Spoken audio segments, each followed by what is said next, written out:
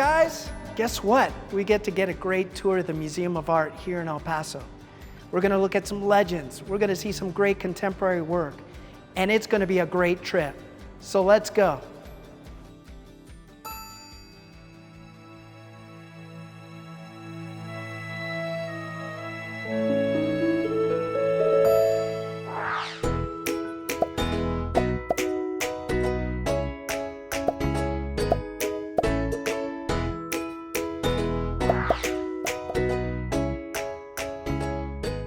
Here Comes the Light by Leo Villarreal.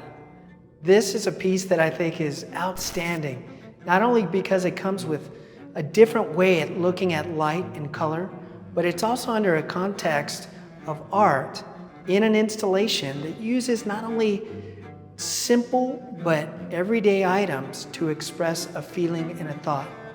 But the way I look at it is that light is breathing towards me and enlightening me in so many ways. Here's something a little more contemporary, but something I think you're gonna love.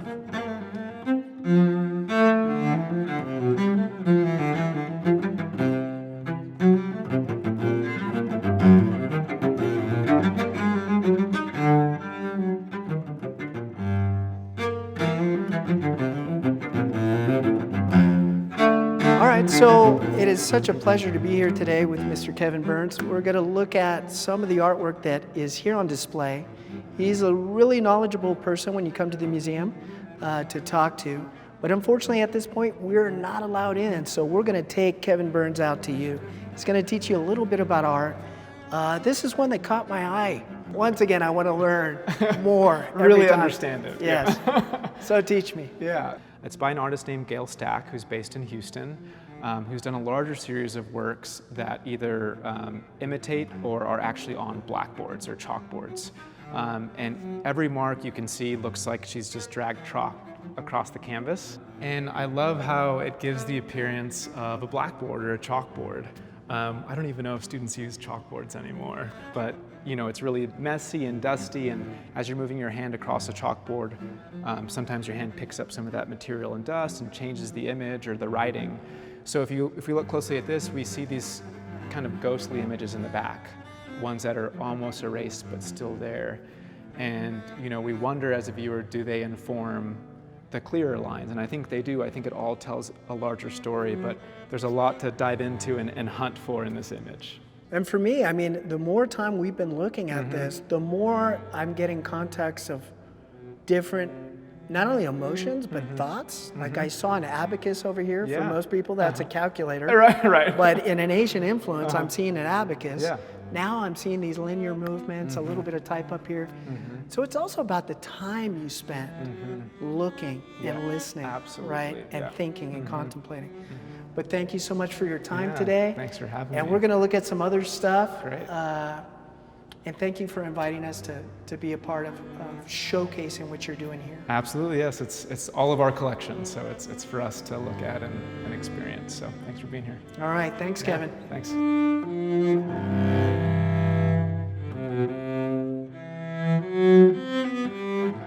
this particular gallery right now, we're transitioning from an exhibit that we had on view, and we're getting ready to install a new show. The importance of this is to be able to share with the public new ideas, new ways of presenting artwork, and to tell the story of artists that have come a long way producing their artwork. And we really want to showcase things that value the idea, value the process. One of the important things that I do is work with a curator who designs the exhibition. And the curator and myself want to be able to create a space that is free of any sort of distraction, so you can look at the artwork and contemplate it for what it is.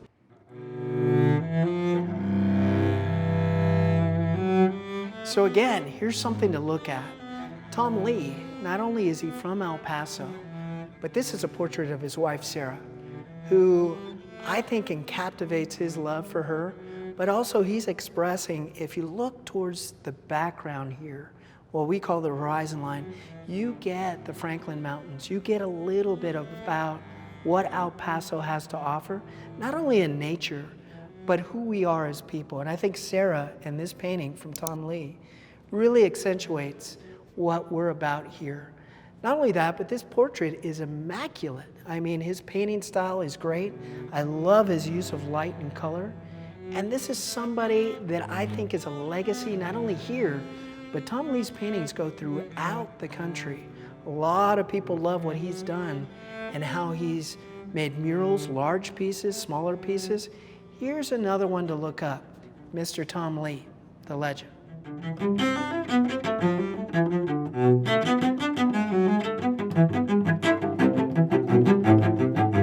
Okay guys, let's go back to the street. This is an installation that kind of reminds you of your neighborhoods or things outside. It kind of drew me in when I saw Miss Munoz's work here. And she's taking not only aerosol cans, what we call spray paint, and she's depicting the neighborhood that might be around you or somebody in El Paso. And it just drew me in. And as you look up, you can see these street signs that are getting you more involved. It's not just a two-dimensional piece. This is an installation. It takes a combination of things that are coming out three-dimensionally, something that you can get into, look at the painting at one point, come back and look at afar, and it just draws you in by the color. And also the story that's happening. It makes you think about, what is this car doing here? Is this my grandmother's front yard? Whose yard is that? This is something that's provoking you as the person or the viewer to look at it, and what does it say to you? What does it mean to you? What is the story? And if you wanted to see more, we can definitely see that online from our city's department. Now, what I like is that not normally do we think of spray paint as a tool to make art, but lately in contemporary work, this has become the tool of choice for many. So here's one to look into, and I really like what Miss Munoz did here. All right, so here's another one that caught my eye. Not only does it have a different medium, what I mean by medium, it's not your usual paint or drawing or even a sculpture. In some sense, it's a sculpture, and in some sense, it's more about the line movement, the texture, and the way that he orchestrated this weaving. Now, this is all done with line, and it's coming off what we call traditionally the sarape. You can see he's taking thread from the sarape in a metaphor and stringing it out in a new beautiful way that kind of shows not only geometry, but color and form. Now, Adrian Esparza has made something here that I haven't seen many times. And if you walk up to it, you'll see not only the line movement and the way he's tacked it down with nails, but also the geometry, the color theory, the way he leaves open spaces and the shadows that are behind it. You're really gonna love looking at this piece. And this is something that comes from imagination and new ideas and ways that art is moving forward. This is one of the favorite pieces of the museum for me, and I hope you get something out of it too. You can see this one online, but I gotta tell you, this is a lot of hard work and a great idea being executed here by Mr. Esparza. Something to really admire. All right, everybody, we had a great tour of the El Paso Museum of Art, and we learned a lot about artists, how they make things, why they make things, and I hope you learned a little bit about not only two-dimensional work, but an installation and light, and the things that inspire and make us come up with new ideas. But most of all, I want to thank Kevin Burns and Nick Munoz and our friend Chris from Pro Musica that helped us out on this tour. Plus, MCAT in our city for displaying this great art, which challenges you to make something of your own, come up with new ideas, use your imagination, and I encourage you to look even further and find things that inspire you in the world. So, thanks for coming on the tour today, and we'll see you next time. Thanks so much. Bye-bye.